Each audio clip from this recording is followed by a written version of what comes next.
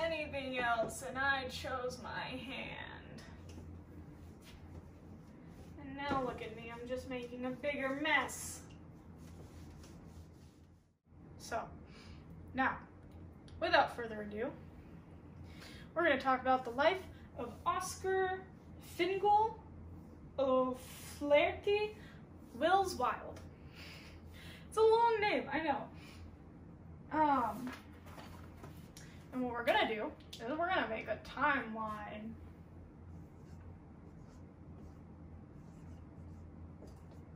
This is off center and I already hate it. Oscar Wilde did not live a super long life, so he does not get a super long line. Okay. So, Oscar Wilde, he's born October 16th, I can't figure out spelling, 1854. This top area is going to be for life events. The bottom area is going to be for his literary works. He was not just an author, he did not just do novels. In fact, he is least known for his novels, and he is most known for his playwriting skills. We'll get into that later. So, he's born October 16th, 1854, in Dublin, Ireland. He dies November 30th, 1900. So he was a little older than 46 years old when he died. He died in Paris, France. How he ends up in Paris, France, is kind of sad. His whole entire life goes happy, happy, sad the last 5 years. It all just goes downhill the last 5 years. It's kind of crazy what happens to this man. So, Oscar Wilde's father, his name was William Wilde. He was a renowned ear and eye surgeon who published books on archaeology, folklore, and the satirist Jonathan Swift. His mother, I had to do a little bit of digging to find out her name, and I think that speaks a lot about gender inequality, but that's not this video. His mom was named Jane Francesca Eugene. She wrote under the name Speranza and was a revolutionary poet and authority on Celtic myth and folklore. His mother was also a literary hostess, and whenever I think of literary hostesses, I think of things like salons. Those were like a big thing in the 17th, 18th century, you know, during the whole Enlightenment. I think that also went into the 19th century, so it kind of makes sense. Also, I'm getting way too into history. Let me stop talking about that. So, Oscar Wilde had two very renowned, well-known parents, and so he was able to go to the Portora Royal School in Enniskillen from 1864 to 1871. From there, he was able to go to Trinity College. He went to Trinity College for 2 years, and then he went to Magdalen College in Oxford for another 2 years. So that's 4 years of schooling total.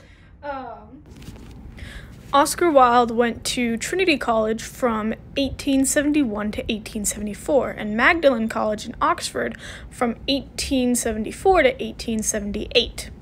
One interesting thing, I don't think I mentioned it, at both of these colleges, he got in on complete scholarships. Like, he didn't have to pay. He was just that smart. Also, in 1878, he won the Newdigate Prize for his long poem, Ravenard, which was a poem that was his first poem. That's, if I'm remembering correctly, that is the first thing that got him into writing. Also, while he was at college, he discovered aestheticism. That was majorly what he was known for during his life. I didn't really know that, so I don't think a lot of other people knew that, or know that now, in this modern era. So, yeah, then he graduates. Then he moves to France? I think he goes and visits France for a little bit, because I know he ends up having friends in France. And you know, you kind of have to know people in France before you do this. 1883 to 1884. For this period of 9 to 12 months, there was a little bit of inconsistency with some of the websites I was looking at. So around 9 to 12 months, he spends in America. And what he does in America is he gives a huge lecture tour. He ends up giving 140 lectures. I was wrong. He lived in London and then moved to New York City, or flew out or took a boat, because I don't think they had planes, to New York City to give 140 lectures.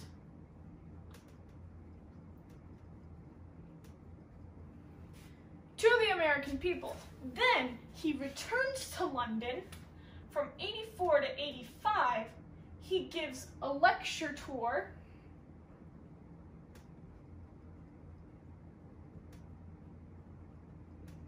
on America. He goes to America. He's like, hey, aestheticism. Art is pretty for art's sake. Then he goes back to London and is like, hey, listen, I got all the tea on the Americans, okay?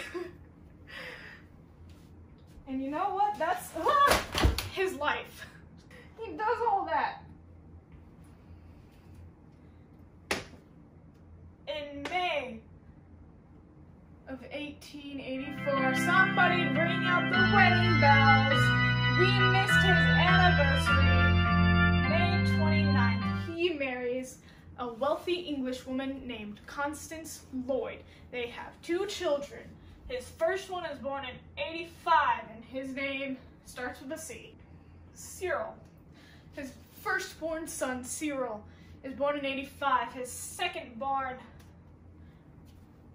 comes about in 86. An 80G. And his name is so weird. Let me show you his name. I'm gonna write it right here so you can really see it. Viviren. I don't know if there's a different way to say that name, but that's how I like to say it. So, he has these 2 kids, right? Everything's all hunky-dory, brand fantastic. Spoiler alert, it doesn't stay that way. So, in 1885, the same year that his son is born, he is hired to run a magazine called Ladies' World. Ladies' World was a fashion magazine talking about what women were wearing. Oscar Wilde is like, hey, this is dead. You're giving me a dead magazine. Let's put some life into it. And he puts life into it like never before. Well, maybe previously before. I don't know. I have to look and compare timelines with the rest of world history to what he's doing. But it's the 1880s. I doubt women have a lot to go off of. Oscar Wilde is like drinking that respect women juice like it's one of those, I was gonna make a gamer reference, but I don't play enough video games.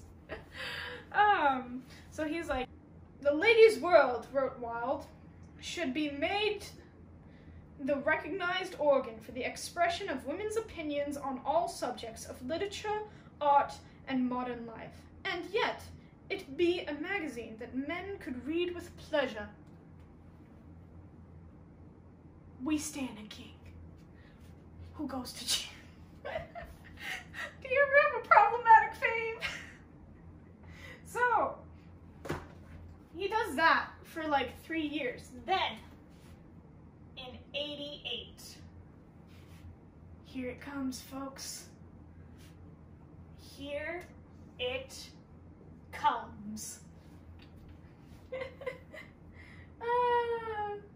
Okay, so now what you gotta understand, before 88, he wrote a few things. He wrote like a few column-y type things, like a few little excerpts. He didn't do any major writing other than the poem that won him this thing. 88. He goes through the 7-year period where he writes pretty much all of his best known works and some of his only known works. So, starting with The Happy Prince and Other Tales, which is a collection of children's stories. In 89, he wrote nothing. In 91, he published Intentions. I can write. 1891, published Intentions, an essay collection arguing the tenets of aestheticism, because his entire life was built upon the principles of aestheticism after he learned about them in college. Be careful what you learn in college, kids. Don't let your mind get closed. In 92, he wrote his very first play, Lady Windermere's Fan. Now, fan could mean like this kind of fan, or it could mean like an admirer. I don't actually know because I didn't actually look into this play, but it was his very first one, and it opened in February of this year to widespread popularity and critical acclaim. So, in 1890, can my brain please work? I'm so lazy. Please don't hate me. Why would you hate me? So after he writes this play, he starts writing a bunch of satirical, witty comedy type plays. So keep that in mind as I write the next few things. Also, there's a bit of irony in one of his plays and in his life. So, in 1893, he writes Lady of No Importance, which, since it's a satire, it probably has a reverse meaning of women are important, but people don't treat them important, and that sucks. That's what I'm hoping it's about. Then, in 1895, this is a dreadful year, he wrote 2 different plays. He wrote An Ideal Husband and The Importance of Being Earnest.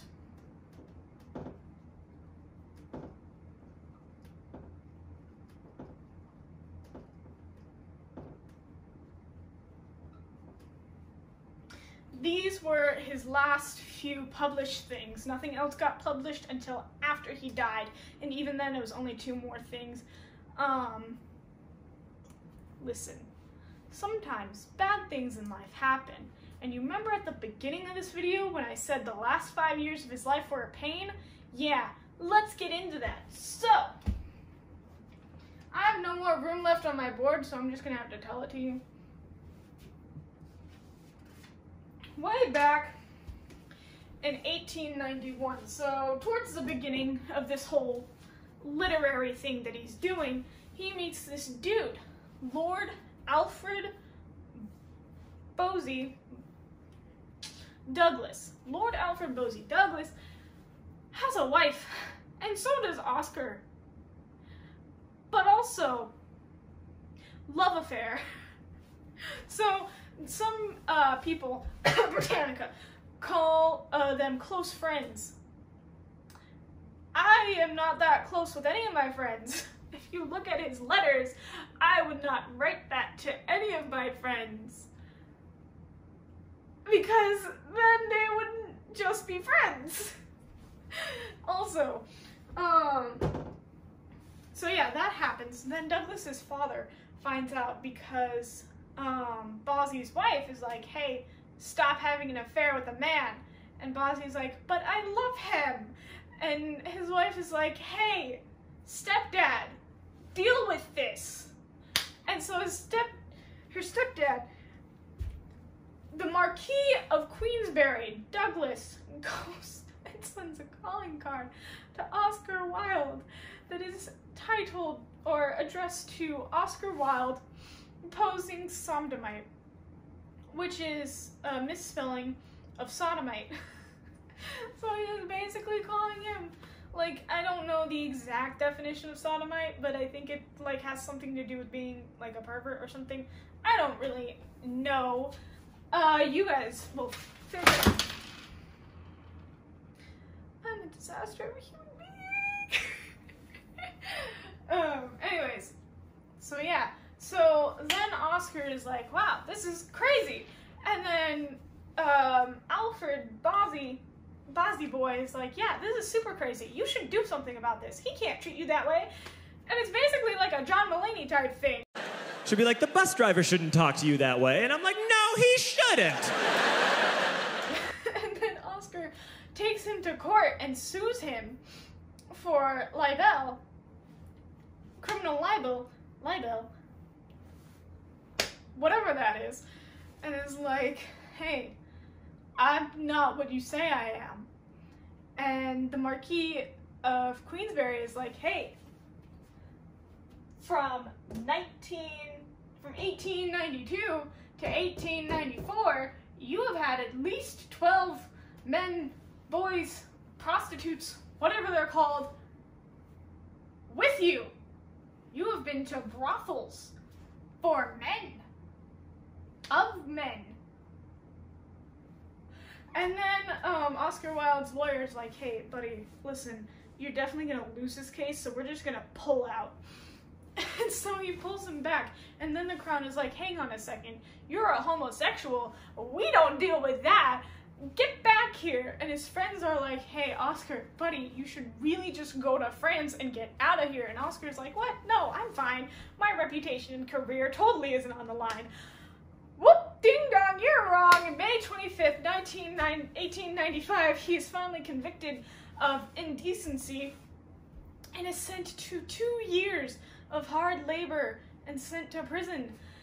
And oh my God, when he comes out of that, he is basically a dead man walking. His wife took his kids and left to Switzerland and changed their name to Holland. If you want to look at Oscar Wilde's family tree of generations, you have to find the Holland family.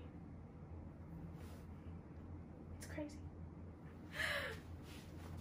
So he comes out in 1895, much worse for wear. Doesn't do much of anything. While he was in prison, he had wrote this really long letter to Douglas, and it's titled Du Profond. I don't know if I said that right.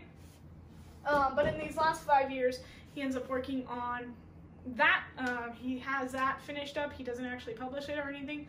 And he has the Ballad of Reading Gaol that he works on until he dies of meningitis in 1900. However, on his deathbed, he is semi-conscious, and the Roman Catholic Church takes him in and is like, yeah, you're a member of our church. And then he dies. And that is the story of him. And Du Profonds and the Ballad of Reading Gaol get published after he has died, posthumously.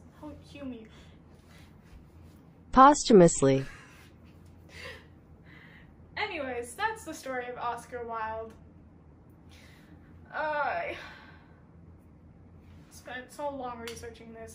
All of my sources will be in the description below. I hope you have learned something from this, because I personally learned a lot. Now I'm going to show you some pictures from the Charles Dickens Festival that actually made me even curious about Oscar Wilde in the first place. I went to the Charles Dickens Festival in Riverside, I think last year, and I met this actor of Oscar Wilde, and oh my God, he was so nice, and he was so tall. But if you notice in the picture, he was wearing a green carnation. Now, this may just be like a legend or something, but it is believed that Oscar Wilde established the green carnation as a marking of a homosexual man. It is also believed that Sappho, you know, our fantastic ancient Greek lesbian lady, who was married to the man of Dude Island, or whatever his name was, she had done the same thing with lavender for lesbians. So, lesbians have lavender, and they wear that. Gay dudes have green carnations, and they wear that. And it is believed that Sappho and Oscar Wilde started those respectively. That is all of the information I have for you today. I will see you some other time. Hope you liked it. I don't know. Hope you found this useful at all, or entertaining in the slightest.